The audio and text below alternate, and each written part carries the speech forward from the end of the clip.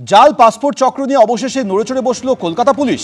Police commissioner বলছেন যে passport দেওয়ার আগে নোডাল অফিসারের সঙ্গে কথা বলতে হবে ওসিকে। ক্যান্সারে নেই আর ভয়, NCRI এ হবে এর জয়। আপনাদের ভরসা নেতাজি সুভাষচন্দ্র বোস ক্যান্সার হসপিটাল। ভেরিফিকেশনের সময় ভিন রাজ্য থেকে নিতে হবে অপরাধ সংক্রান্ত তথ্য, সঠিকভাবে সংগ্রহ করতে হবে জন্ম তারিখ সংক্রান্ত তথ্য। পাসপোর্ট ভেরিফিকেশন নিয়ে আরও কঠোর ব্যবস্থার আশ্বাস পুলিশ কমিশনের। এটা নিয়ে আমরা ডিটেইল ডিসকাশন করেছি with the passport officers and ministry of external অ্যাফেয়ার্সের কী গাইডলাইন আছে। ওখানে আপনারা যদি ওই নোটিফিকেশন দেখেন কিছু কিছু পয়েন্টস লেখা আছে, যেরকম ওই বাড়িতে গিয়ে ভেরিফাই করার দরকার নেই, বা যারা পাসপোর্ট অ্যাপ্লাই করছেন ওদেরকে হয়তো ডাকা যাবে না, এইরকম কিছু কিছু পয়েন্টস লেখা আছে। So we have discuss this points in detail and পুলিশকে কীভাবে কী করতে হবে অ্যান্ড এই পুরো প্রসেসে কোথায় কোথায় কী ল্যাবস ছিল এইগুলো পুরো দেখা হয়েছে। অ্যান্ড আমরা পুরো ডিটেল ডিসকাস করে সবাইকে ডিটেল গাইডলাইন অলরেডি দিয়ে দিয়েছি দ্যাট কীভাবে ভেরিফিকেশন করতে হবে। প্রসেস যেটা আছে ওই প্রসেসে ফার্দার কোনো রকম কোনো ভুল না হয় সেটা ডিটেলসে বলে দেওয়া হয়েছে। পাসপোর্ট জালিয়াতি কাণ্ডে চাঞ্চল্যকর তথ্য পেয়েছে পুলিশ। ওয়েস্ট বেঙ্গল বোর্ডের জাল স্কুল সার্টিফিকেট দিয়ে বাংলাদেশিদের জন্য পাসপোর্ট বানানো হতো।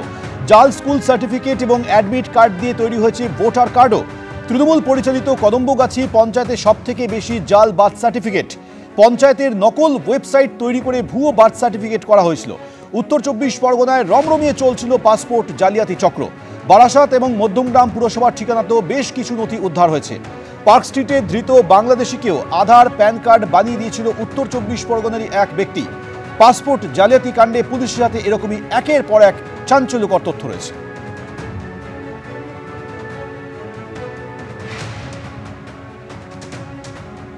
এদিকে জানা যাচ্ছে বারাসাতেই রয়েছে ভুয়ো নথির জাল চক্র।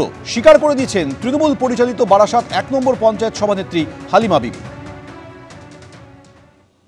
এটা একটা জাল চক্র এখানে আছে। আমি আমার ঊর্ধ্বতন কর্তৃপক্ষকে বলবো এই জালটাকে কিভাবে ধরা যায়, এটা ধরা খুব প্রয়োজন।